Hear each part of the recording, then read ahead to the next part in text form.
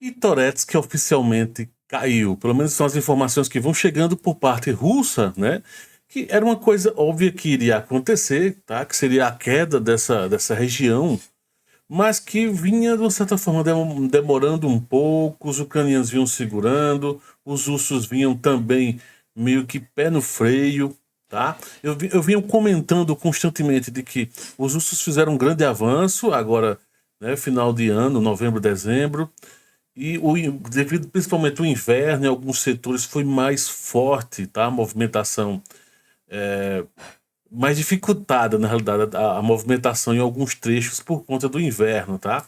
E um dos locais foi exatamente Toretsk, como Chasif Yar também. Então, mas está aí, informação pelo menos oficial por parte dos russos, então Toretsk caiu e junto até Druzhba.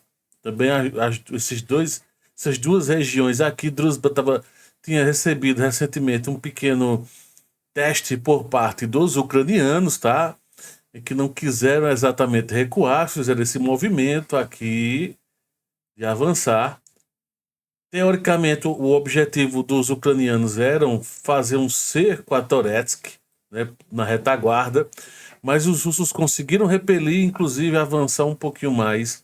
E do lado de Toretsk faltava, era mínimo, na realidade mínimo, para quem, aquilo que eu disse, quem já acompanha o canal e tudo, já sabia de que isso iria acontecer de fato. Então faltava alguma parte rural, na realidade, ser conquistada, né? Tem algumas pequenas florestas aqui, então estava dificultando, então de fato agora oficialmente Toretsk, né? É russa, né? Digamos assim.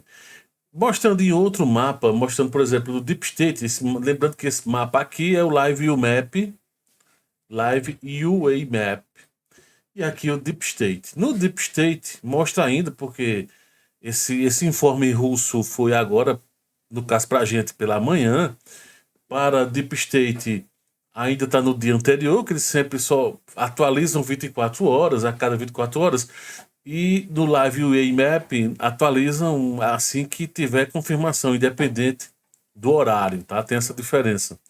E mostra exatamente a dificuldade que foi aqui, se puxarmos para dias atrás, ó, vamos voltar para o dia 1 de fevereiro, não mostra mudança considerável, não tem mudança na região, tá? Porque exatamente isso, já tinha conquistado o que era para conquistar do lado russo. Deixa eu ver se eu consigo puxar aqui qual foi a última vez que. Puxar 1 de janeiro.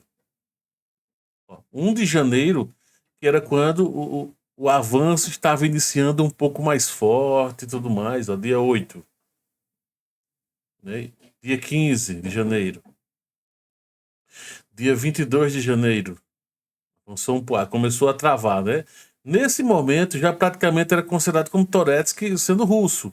Aquilo que eu falei, só aquela velha história de sempre, até o último homem, não sei o quê, né? Aí houve mais um pequeno avanço, ó, só comparando a consolidação de outras áreas e só mais ao sul que na realidade teve algum certo avanço. O que é que ocorre agora? Quais são os possíveis objetivos nessa região, tá? Lembrando que existe ainda Chassif Yar ou Chasov Yar, né? Depende se está em russo ou em ucraniano, tem uma leve diferença. Ou aportuguesado, feito Kiev, enfim, coisas do tipo. O fato é que perceba que uma das grandes possibilidades de ataque russo de já há um certo tempo era Constantinivka, tá? Era não, é ainda, né? Não deixou de ser. Só houve um certo atraso para esse ataque. Porque, teoricamente, tanto em Toretsk, que era para fazer esse movimento aqui, como nessa região de Chassif e Yar, que era para fazer esse outro movimento aqui, e exatamente começar o cerco, o ataque de flancos a Constantinífica, houve um atraso muito forte. Os ucranianos seguraram bem nessa região, tá? E ainda um outro fator que é o seguinte: não está muito longe se formos comparar mais abaixo, que é a região de Vozdvizenka, que está aqui ao sul. Cadê? Deixa eu conseguir achar aqui, ó. Vozdvizenka. Tá mesmo aqui, ó. Deixa eu só dar voltar. Vou circular um pouquinho mais para poder você enxergar aqui. A Vozdvizenka está aqui E logo, mesmo aqui, ó, no giro onde eu estou, deixa eu ver se eu consigo apontar. Ó, não vai mostrar. Aqui, ó, onde eu estou no mapa, aqui, deixa eu sair um pouquinho de posição. Deixa eu sair aqui do lugar. Vamos mudar de posição, pronto. É mais fácil. Aqui, ó, está Mirnorad e um pouquinho ainda mais abaixo Pokrovsk, tá? Então o que é que ocorre? Com essa lentidão de avanço russo nessa região aqui de Toretsky, como também de Chassif Yar, em busca de Constantinífica, há ainda, no caso, uma alimentação desse fronte mais abaixo em Mirnorad e em Pokrovsk. Você pode dizer, ah, Pablo, mas não está vindo de Dnipro? Sim, mas só que como os russos vêm fazendo todo um trabalho de dificuldade, né, para poder travar toda essa região, outra região que estava enviando reforços para Pokrovsk e Mirnorad, reforços não em soldados apenas que eu me refiro. Me refiro à alimentação mesmo, logística de munição, de alimento, de água potável, coisas do tipo. Estavam vindo, ou está teoricamente ainda vindo em Constantinífica, que é essa cidade aqui, tá? Essa. Cadê o mouse? Quando está acontecendo isso? O mouse aqui. No caso, aqui, tá? Então, o que é que vai ocorrer agora? Teoricamente, vai acontecer, supondo que essa é a lógica que está se desenhando, então os russos vão avançar rumo à Constantinífica, tá? Principalmente esses que estão aqui em Toretsky, à medida que começarem a avançar.